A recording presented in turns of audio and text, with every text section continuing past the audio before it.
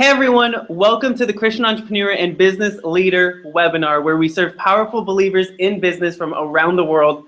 I'm your host, Sean Q. I'm so excited because I get to introduce a good friend of mine, a business consultant who specializes in digital marketing and real estate education.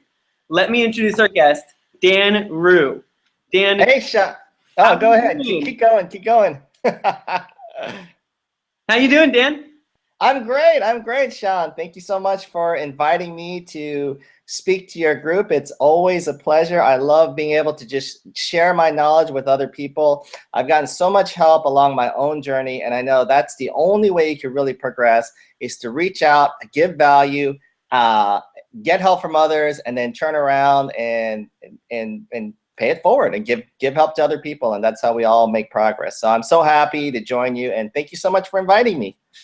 Dan, so one of the really awesome things is we met online and ended up joining a mastermind, and that's where we really got to know each other because you and I were kind of struggling with the same things, and we kind of attended some of the same events, and we were able to overcome those same obstacles. So it's really awesome just to watch your growth, but also see the power of community play in my life and in your life because we were able to get connected to each other.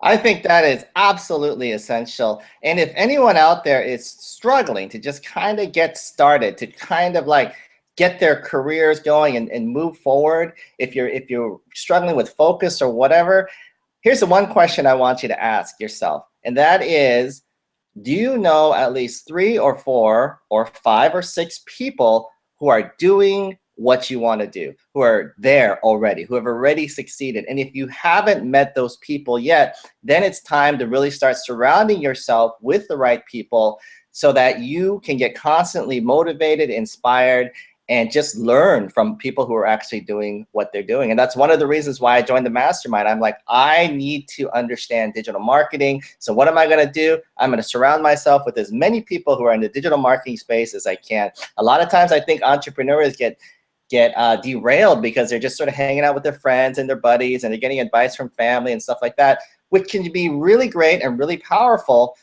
But if someone hasn't actually done it, it's hard to really know if they know what they're talking about. So it's really, I think the best advice anyone can get is get involved with groups that you're setting up, with your Facebook group, things like that. And just, you have to stay involved in that community. You got to keep yourself surrounded by it. It's not about willpower, and it's not about being by yourself, but it's about being in the right community. And I think what's powerful about that is it makes it so that you don't have to do everything yourself. Oftentimes, entrepreneurs, we try to do everything and anything so we can do something, so we can build momentum, so we do more and more and more. And oftentimes, it's not about doing more as much as it is about doing the right thing at the right time. And the powerful thing about a community is that it gives you that accountability, it gives you that challenge, it gives you that push to jump over the edge, and it really gives you that openness to so many other ideas. So Dan, thank you so much for being a part of my life. I'm so excited to introduce you to all of my tribe. For those of you who don't know, you can also find a lot of our stuff at sqtribe.com. So if you're looking for that community, if you're looking for that accountability, if you're looking for that tribe, find us there at sqtribe.com. Dan, are you ready? I'm ready. Let's do this thing. Let's deliver some value to your group. All right, so let's get into it. So you're an expert at digital marketing. And so let's go ahead and just get into it. What is digital marketing and why is it important for us as entrepreneurs in 2016? Well, you know, Sean, when we attended the Trafficking Conversion Summit in a few months ago, one of the big takeaways that I got was when Gary Vaynerchuk was on that stage giving the keynote presentation. And he basically broke it down. He said, every single digital marketer has the same job, and that is, we are all just day trading attention. We need to grab someone's attention, and if we could grab their attention for about 5 seconds and get our message out to them, then we have succeeded. And so that's why digital marketing, there's so many different messages out there. There's so much stuff that's, you know, preoccupying people. And so what we have to do is we have to be really focused on understanding what our job is. Our job is to get people's attention and to get them to sort of hear what our messages are. And we can do that through digital marketing by creating content, by creating brand, by being a trusted resource of information for people. And that's how we start to kind of build that trust in the relationship and get them to sort of pay attention to what we have to say when we have something that we want to push out. That's really awesome. And one of the things Gary actually told me backstage was if you can get attention, then you have everything. Like all you need is someone's attention, and then you can add value, you can sell to them. And what digital marketing is, you tell me if I'm right or wrong, but it's doing that well, getting people's attention, and then knowing what to do after that. Absolutely, absolutely. And there's a science, and it's an art and a science, but there's a process that you go through in order to maximize your chance of getting that 5 seconds of attention. And obviously, you could do things like try to spam people, but I mean, it's 2016. Those sort of tactics don't work. We're not sort of we've learned to block all that stuff out. And so digital marketing is taking it one step further and saying, okay, well, what are some other ways that we can sort of get that 5 seconds of attention? And here are some strategies that have been proven to work, or in today's sort of time periods. So when I think of digital marketing, I think of like blogging. Is that what digital marketing is? Well, digital marketing, part of your strategy could be a blog, because what a lot of the smart digital marketers are doing now is they're going toward a strategy that involves building a brand, building a reputation, and using that brand to build a relationship with your customers. And what we're trying to do in that case is we're trying to first deliver value. We're trying to find a way to reach out to them, reach out to our clients and say, hey, look, I want to give you this free information, this awesome information that's really good, that's really helpful, that's what you need, exactly what you need to help you in whatever you're trying to do. And by doing that, by giving this information first, we get to sort of build relationship. And it's just like in any type of relationship. If you want to build trust with someone, the first thing that you can do is just sort of reach out and be a friend first, to do something for them first, instead of going up to someone and saying, hey, can I have this or can I have that? And the same thing with your customers in digital marketing. If you're going over there and say, hey, buy this, without having built any sort of trust or relationship with them, then who's going to want to do that? Who's going to trust you? Who's going to like take you up on that offer? So with digital marketing, with a blog, for example, what you're doing is you're creating content that your audience wants, and I think that's a very powerful way to begin to build that relationship with others. So do I have to blog to be a digital marketer? So let's say I absolutely hate writing. Is there other forms of content that I can put out? Yeah, I mean, there's all sorts of things. I mean, there's Twitter, there's video, there's all types of content. You can, it's really about your audience and what your audience values. Now, if your audience is writers and you're trying to help them become better writers, I think it's going to be really hard for you to do that without writing something yourself. But I mean, if your target audience is more visual, or maybe your target audience is just looking for inspiration, then maybe having an Instagram account where you're sending out the pictures with the inspirational messages and things like that. Maybe that's one way to sort of aggregate attention and start to build trust, because you can deliver value in so many different ways. You can deliver value through the things that you're putting on Facebook, through Twitter, through all these different things. And blogging is obviously, that's one way that many people choose to go, because it's one way to really deliver a ton of value. What's really cool is I love writing, but I just don't have the time for it. So I make a lot of videos, and a lot of my tribe sees a lot of like my content in video form, which gives them that relationship that you were talking about, right? Like it's all becoming relational. And so I can build a relationship with my tribe through video content. And so it doesn't have to necessarily be blog, but it can be video, it can be photos, it can be audio. As long as you're getting in front of someone and you have their attention, that is digital marketing. Get their attention through content. Exactly. Build that relationship. That's really cool. So now I want to create content. How do I do it? Do I have to do everything? Do I just have to put stuff out like crazy? What do I do?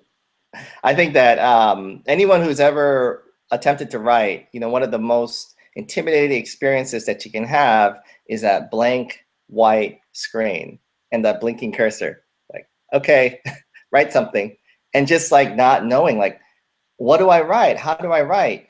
And a lot of times I think people start off on the wrong foot and they start thinking, well, I'm just going to write what I feel. I'm just going to write whatever I want to write. And if you have really good instincts about what your target audience wants, then I think that strategy can work. But what I like to do is I like to take a little bit more of a practical approach and combine that practical approach with a very sort of analytical look at the people I'm trying to reach and exactly what it is that they need. And by sort of applying those two metrics, that's how I start to decide what my content should be. So before I start to write anything on a piece of paper or start blogging or anything like that, I'll create what's called a content calendar. And this is, it could be as simple as an Excel file with a bunch of like lines on it. And you just start simply, don't try to figure out what the perfect content manager is in the very beginning. Just write down a bunch of stuff that you wanna write down, and just make a list. Like, okay, day 1 I'm gonna write this content. Day 3 I'm gonna write this content. Whatever your content schedule is, and just sort of put that list down and sort of have an idea of what your content is. So when you're creating that content calendar, I guess the next question is going to be, well, how do I know what to write on day 1, day 2? Yeah, I was just about to ask. We want to create that content calendar. What do we put in that first line, right? Right. So what I like to do is I like to first, now there's another step to it, the whole process, which is where you do an analysis of who your target audience is, and you do some real research on like what it is that they need, what it is that they want. So I'm going to kind of skip over that because I want to sort of stay focused more on the actual content delivery. I'm going to assume that your audience has a sort of a sense of who their audience is. So once you kind of know who your audience is, it's a matter of just deciding and figuring out what are their pain points. One good thing, I mean, if we can make quick notes. So let's say the person, you're watching this and you have no idea who your ideal audience is. I created, and I'll attach it to the notes, I created a resource for that. So if you don't know who your target audience is, then click on that link, whether it's down here or over here, or up here, and that will help you. So pause this, go listen to that, and then come back.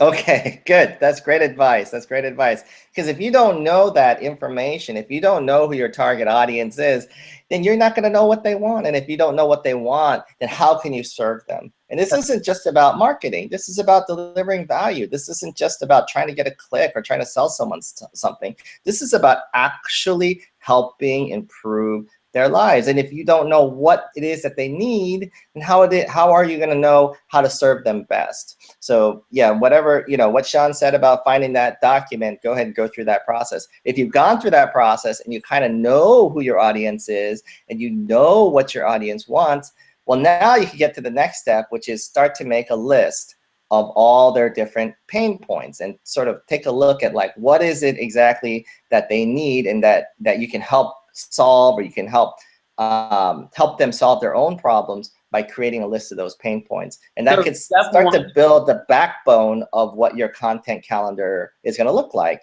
because you want to blog with purpose. You don't want to just put out content for no reason. You want to blog with purpose. And so that content calendar that you're creating, now you have sort of a direction in terms of how you're going to serve your audience. So the first step is open Excel. Is what you're saying. Okay, yeah. Open up Excel, open up a Word doc, open up something. And then the second step is, once you know who your target audience is, so write down their pain points. Is that what you're saying?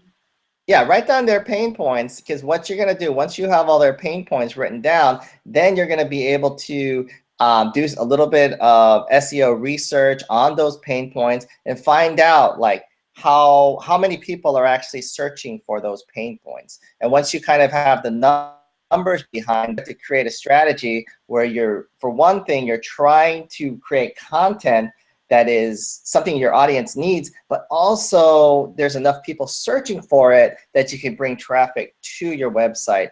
And then at the same time, you also have content that maybe it's not as searchable, but your audience needs it. And once they're there on your website and they start clicking around, they're going to start seeing this other content that can be very, very helpful for them. So I like to use a combination of the pain points as a starting point, generate the keywords, do research on the keywords to figure out how many people are searching for these things, and then kind of work it from there in terms of creating the final content calendar.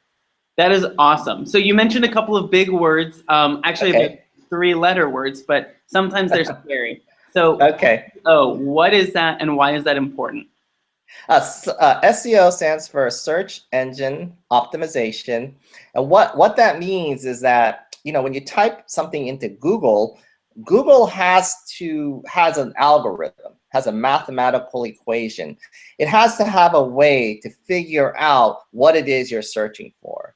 So what it's doing is it's matching what you're searching for. Like if you're searching for inspirational quotes, it matches what you're searching for with all the millions and billions of websites out there. And Google is trying to decide what's the most relevant thing, what's the most relevant website to show on its front page, on its top 10, its list of front page list of websites and resources. And as digital marketers, as part of if we're not using advertising, paid advertising, and we're going after what's called organic traffic. Organic traffic is traffic that is free traffic because Google just sort of sends it out through its results.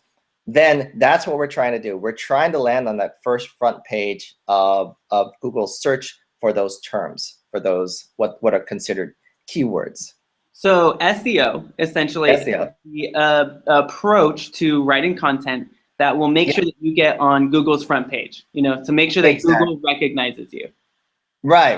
And you have to kind of do stuff in your content to make sure that Google understands that this content is relevant for anyone who's searching for inspirational quotes. And that's sort of in a nutshell what SEO is all about. Okay, so you take the approach, and it's a 2-step. So the first step, after you open up Excel, the first step is writing the pain points that you think your ideal client is going through. And then number 2, what's the second step? So once you have written down the pain points that your clients are looking through, so let's do an example. Let's say one of the pain points that your client is looking for is, well, here's a good one. What do I write on my blog? Like, what's my content strategy? So how would they search for that? What would they write? They might say like, how, stuck on my blog, or how do I write, how do I decide what my content is on my blog? So then what I'm trying to do with that pain point is I'm trying to isolate what are the keywords, what are the keywords that people are going to type into their Google search window to actually find that content. And that's where I will, and let me go ahead and do a little screen share real quick. All righty. Let me know if my screen is showing up. You got it. Yeah, so that's where what you can do is you can go to this Google Keyword Planner, and if you don't have it, you can easily just search for it. You can just say Google Keyword Tool, and it will come up here, and you just click on it. And if you have a Gmail account or a Google Docs account, then you already have an account for this. And then, now it's just logging in. And once it logs in, you get to this screen. So you have Google AdWords, and you go over here to the button called Tools. You click on that. And now it says Find New Keywords and Get Search Volume Data. So now this is very helpful for us, because what we'll do is we're going to go ahead, we're going to open up this window. And yeah, if you guys are following along on the webcast, by the way, don't worry. I have a PDF that I can give to your audience, so you guys don't have to take screenshots or anything like that. So let's say, what is your product or service? So what is it that you are trying to? How is it that you're serving your audience? What is it that you're trying to do? So for example, you might be like, let's see, digital marketing. Let's say you're trying to serve an audience that wants to understand what digital marketing is all about. Let's say you're trying to serve an audience that's trying to create, the digital marketing strategies and things like that. So you just type in the word digital marketing, and you go get ideas. Now you look down here. There's a bunch of further targeting that you can do. You can like put in the locations. You can add in the languages. You can add in Google search partners. You can put in negative keywords. That means that if this keyword is, if you write in the keyword here, don't don't show any results that have this keyword. And I don't want to get it too complicated right now, so let's just leave that all sort of blank, and let's go ahead and put get ideas. So now what Google is doing is it's looking at this term, digital marketing, and it's saying, okay, this is the number of average monthly searches that this term has gotten over, you know, the last whatever year, basically. And what you do now that you see this digital marketing here, for example, you come down here and it tells you now if someone types in the word digital strategy, it's digital strategy, there are about 21,000 searches per month on average for this term. And if you click it open, it'll break it down. It'll say digital strategy, or what these are called are keyword sets, or words that are very similar to digital strategy. So you can see here the word digital strategy. Well, obviously the digital strategy, there's 8,100 searches per month for digital strategy. Digital marketing strategy, there's 9,900 words, searches per month. Digital marketing strategies, there's 1,000. So you see all these different keywords are being searched for by someone in the world on Google. And this is how many times someone searches for these keywords. So Dan, I have a lot of health and nutrition individuals in my group. I have a lot of people who are authors. Can we try something like health? Health and nutrition, yeah. Health and nutrition. So they go to this page, they type in that word, and look at that, 8,678 searches. So if you're in health and nutrition, you have a very wide, large audience that is looking for health and nutrition information on Google. Now, not every one of these searches is going to be perfect for what you're putting out, whatever that person's putting out in terms of their niche. But you can kind of take a look here, and you take a look, and you can see, all right, so the health food, there's about 40,500 searches every month for the term health food. Wow. And health foods, 9,900. And then food health, 1,900. Now, this is also an interesting way to create not only your content for your blog, but it's also a way to decide what your URL might be. Now, obviously, I'm guessing foodhealth.com is going to be gone. But if you use that foodhealth.com as your URL, that would also increase your chances, your likelihood of drawing traffic to your website for this keyword, because Google, one of the things that Google is looking at is what your URL is. And if your URL and the keyword that people are searching for matches, then that kind of gives you a little bit of a boost, and it's easier for you to sort of move up the search engine rankings. And search engine ranking, I'm just going to write it over here. Sometimes you'll see this term, SERP, search engine ranking P. I forgot what the P stands for. So search engine rankings, basically. And so what you can do is now let's say that you're in the health and nutrition space, niche, and you have all these different potential words that you can include in your blog, in your content, in a natural way, where you can include all these different keywords in your content, and this helps Google let your audience or whoever's searching this term know that your blog is dealing with these different topics. So does that make sense? Yeah, no, absolutely. So if you go all the way up, scroll all the way up, I see that health food has 40,000, and then health foods, just the extra S at the end, is 10,000. That's 30,000 less. Why is it important to know for, say, a health and nutrition individual coach consultant who is trying to start a blog? What would that change about their content? Well, what I would do, what I do when I look at these are called ad group ideas. What I'm really doing is just searching for different ways to different words to put into my content. If I'm putting in, I don't want to get there's this thing, like when you're uploading images and it asks you to write a description of what the image is.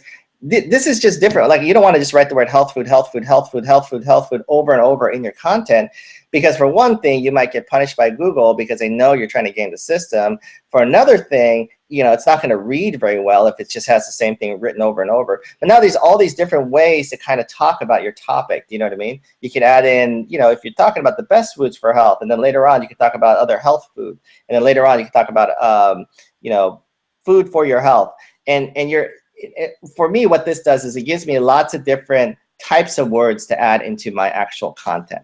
Does that make sense? No, that's absolutely powerful. Okay, so now we have all of these words as a health and nutrition coach. What do we do with them in our Excel sheet? Okay, so now you have all these different topics and potential keywords that you could put in there. And what you're trying to do then is you're trying to match these topics and keywords with what your pain point is. So your pain point in health and nutrition, like what problem are you actually trying to solve for your audience? Let's say the problem is I don't have enough time to be healthy. Okay, that's a great one. So let's say, because it's very yeah, let's see here. Let's see. Fast,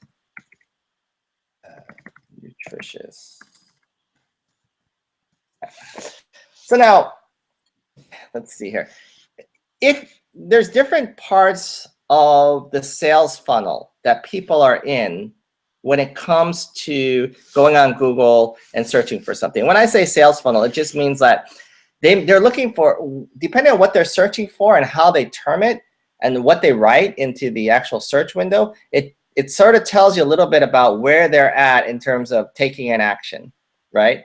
So if someone typed in health food or health food and nutrition, that's a very general topic. Like someone who types that in is just probably looking to get general information about something. But someone who types in fast, nutritious snack ideas, what is that person? What's their mentality? What's their mindset at right now? They know that they want to eat healthy foods, right? And they're trying to solve a very specific problem. What kind of snack ideas can I create quickly that are also nutritious? So they're in a different mindset than someone who's just sort of generally searching for health and nutrition. And you'll probably see, you're going to see fewer searches here because this is a much more niche down search. And you can kind of see right here, okay, healthy kids. So a lot of the people who are searching for fast, nutritious snack ideas, they might be doing it because they're looking for stuff for their kids. So who looks for healthy snacks for their kids? Probably moms, maybe working moms, right? So now this also helps to give you input and insight into who your audience is. So if you're really focused on really fast, nutritious snack ideas, maybe you're thinking that your audience, a lot of people sort of think their audience is like who they are, but by doing this type of research, you might realize, oh, actually, maybe I should gear the way my blog is and my whole branding image toward moms who don't have a lot of time, maybe working moms or something along those lines. And so this kind of gives you an idea of how many people are searching for these different types of keywords in Google. I see. So now, ultimately, what this is doing is, I mean, it's for me, if I were in health and nutrition, it'd be giving me a ton of blogging ideas. Just seeing all of these different words put together, healthy food for kids, how to be how to improve your health as a mom, different things like that. So let's see here. It says quick and healthy, right? Okay, quick and healthy snacks. So now you know that if you're going to write a blog on fast, nutritious snack ideas, that's what the problem that you're trying to solve is. And you could see here that 2,900 monthly searches are on quick, healthy snacks. Well, now that, instead of saying fast, nutritious snack ideas, you might title your blog 10 quick, healthy snacks that working moms can prepare in less than 5 minutes, right? Ooh. And so now you have that actual keyword in your title. Again, Google's looking to find the most relevant information for the people who are searching for it. You have that actual keyword right in your title that they can look at, that Google can sort of see, and that can help you sort of rank higher. And then you have all these different ways, other words that you could put into your blog to help Google know exactly what your content's about. So 10 quick and healthy snacks that working moms can do in less than 5 minutes, for their kids, for example. And then, your first line, looking for a quick healthy snack recipes for your children. If you find, what I want to do in this blog is give you a bunch of quick, easy health snack ideas. And you see what you're doing? You're sort of thinking about different variations of these keywords that you can add into your content without it being too repetitive or whatever, to help Google understand exactly who you're trying to bring to, or who this content is made for, who the ideal audience for your content is made for. When you write your content, I can see some of my audience, they're writing their content, they're blogging. Now what they're doing is they're blogging, they're writing it all out, and then they're being strategic with how they present it to Google, or present exactly. it to Google, so it's more clear to their audience and to their tribe why you're making this blog, what this blog is for, and really opening themselves up for more traffic. Exactly, because it goes back to what Gary Vaynerchuk said.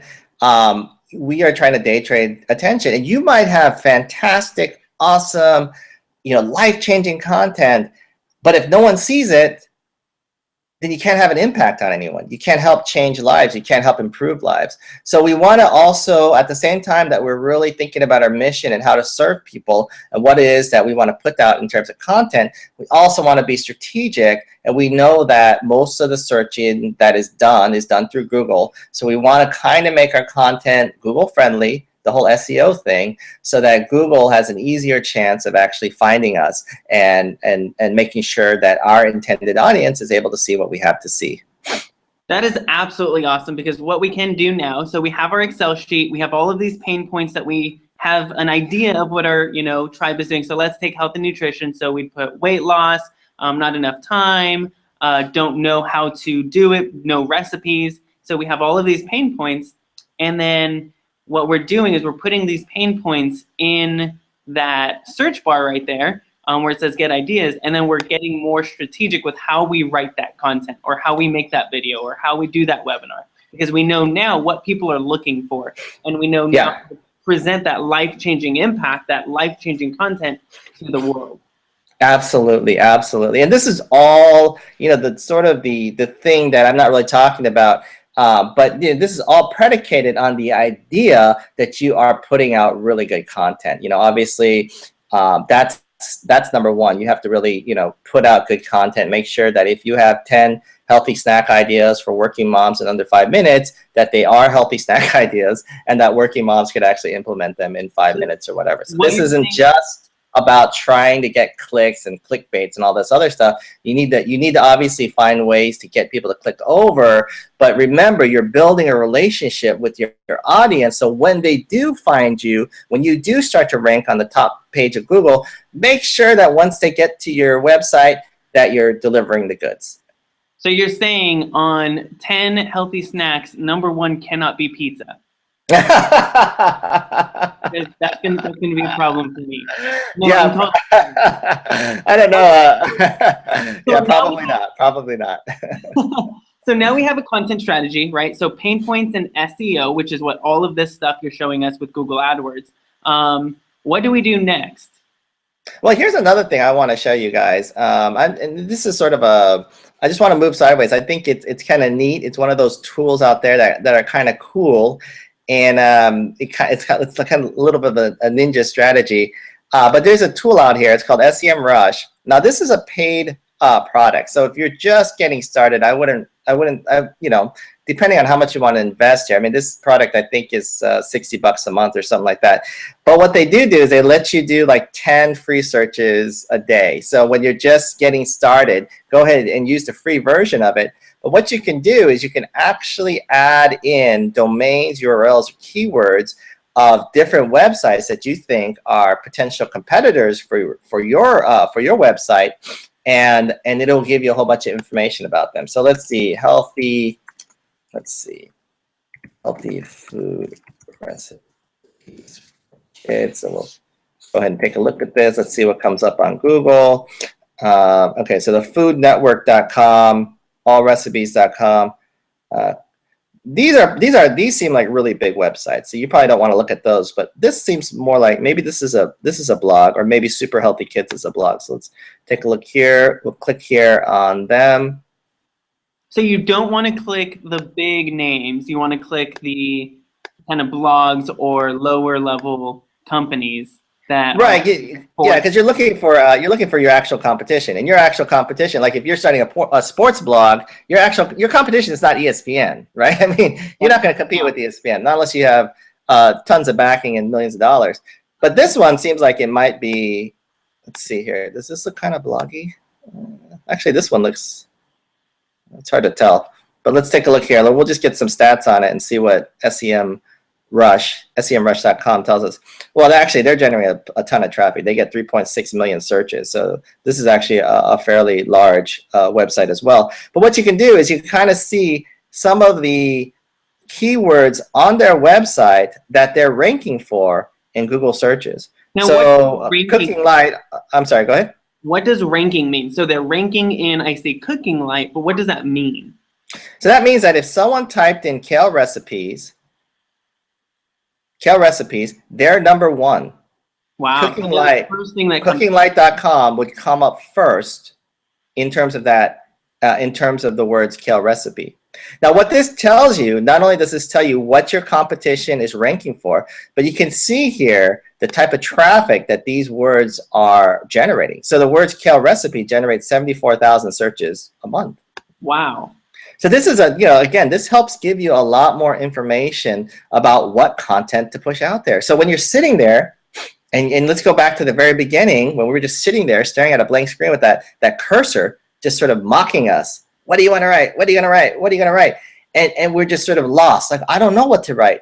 Now we have some tools. Now we have a starting point. Now we have a ton of new ideas that have been generated by doing some of this SEO research, by using some of the tools out there, by looking at some of the other competitors. And now this is another good thing. Now you can just start to find out who your competitors are, take a look, spend some time on their website, find out what their content is. Usually on a blog, let's see if they have it here, but usually on a blog, it'll say like the most popular, amazing one-dish dinners, gorgeous egg ravioli, our best spring recipes. Now, maybe these are not ideas that you were thinking about, but now you're thinking about them. And you can decide whether or not it fits your brand, whether or not you want to compete with them, or go in a different direction.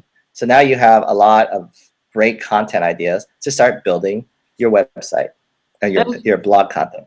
That is really cool. I mean, even if you look at the, like if you have your tribe wants to hear from you. So sure, they can go to Food Network and figure out what the best quinoa recipe is. But if they've built a relationship with you already, then they want to hear how you make quinoa, not how Food Network is, because Food Network's not going to respond to them in a comment or in an email, but you can, and you have that opportunity to continue building that relationship, which is really exactly cool.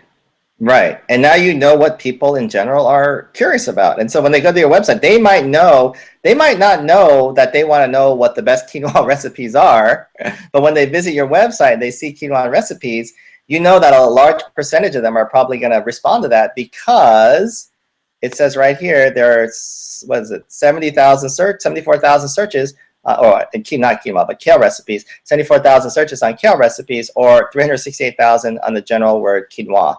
So that gives you a ton of information, a ton of insight into your audience and into what they're looking for. And it helps take this whole blogging process out of this realm of just trying to create things on your own to being very specific, very strategic, and using tools out there to help you hone in and make sure that you're writing about the right things that can increase the amount of value you give your audience, and hopefully increase your results too. Because I think the hardest thing about blogging is when no one's watching, no one's reading your content. Then it gets really, it's tough to continue to put out content then. No, and that's absolutely awesome. I mean, that is amazing, Dan. Thank you so much. So show us the two websites again so we know exactly where to go and how to use it. So let's, Google AdWords. Google AdWords. AdWords.com, or is it AdWords.google.com? Yeah, AdWords.google.com, and it's a keyword planner. So, I mean, the easiest way to do this is just go Google Keyword Planner. And then it will give you a link here. It says Google AdWords, AdWords.com, AdWords.google.com, keyword planner, and you can go ahead and open it up. And then the other one that I use a lot is called SEMrush, SEMrush.com. Now remember, this is a paid one, so this is not something that if you're really conscious about your budget, I don't know if you want to subscribe to this right off the bat. I think what you can do is just use the free version, and you get like 10 searches a day, and sort of get a sense. It will help you research who your competition is, what some of the keywords you might want to strategically go after are, and kind of get you started with your content. That's awesome. And even then, I mean, if you're just beginning, you don't need more than 10 a day, right? Because you're not going to be writing 10 blogs a day, but that's going to definitely give you that that way to start, right? It's going to show you how to start creating that content. So yeah, and I think that I mean, one lesson that I've gotten from you, Sean, and you said a bunch of nice words about me in the beginning, and I didn't get a chance to return. But yeah, I mean, just taking action. I mean, just taking action is really what's going to move you forward. I mean, even if you didn't do any of this content strategy, and you didn't have anything, just start blogging, just start putting out some content out there, because action creates momentum, and momentum creates forward progress, and forward progress creates new opportunities. And so, yeah, these are some great ways to sort of get creative and be a little bit more strategic with what's going on, but don't get caught up in all the details and forget what your main purpose is keep moving forward, and do something to lead toward more progress. that's awesome. And I mean, even as the person, when you're just starting, you have maybe 3 blogs, maybe 5 in you already that okay, I can write that easy, I can write that easy. And then you get to that 5th one or that 6th one where you're like, crap, I wrote everything that I know already. And right. Some fantastic tools. And that is absolutely awesome. Thank you so much just for sharing those 2 fantastic tools to be able to give us a really good digital marketing strategy so that we can get our message out to the world, and we can be more strategic with the content that we create. So we're not just doing everything and anything, and we're not just creating anything, but we're creating the right thing that's going to reach the right audience. Right. All of this information, you mentioned a PDF. Yeah, I put together a PDF that talks about the Google Keyword Planner. I didn't add the SEMrush stuff in there, but I think if you play around with SEMrush, it becomes pretty clear. Just type in website names of your competition, and it'll show up. In the PDF, I also have my contact information in case anyone has a question. They want to talk some stuff. I'm not like an expert at digital marketing, but I do a lot of research on digital marketing. I do have a website that I've also launched with some partners that is very focused on real estate and reaching our real estate audience. So we do a ton of testing with digital marketing. So I do have a background there. So if I don't know the answer, I could probably steer you in the right direction. Your audience is free to reach out at any point in time. And with the whole content thing, one last thing. It's not just about what blog post you want to write and what your content strategy is. It's also really helpful if you're not sure what type of content you want to put out there. If you're that person who's like, I want to do this, I want to get into digital marketing, I'm so excited about this, I don't know what my product's going to be, then this is a great tool to help you with that. If you haven't even gotten to the point where you need Sean's sort of avatar worksheet to work out who your target audience is, you're still like kind of thinking, well, I don't even know what my product is.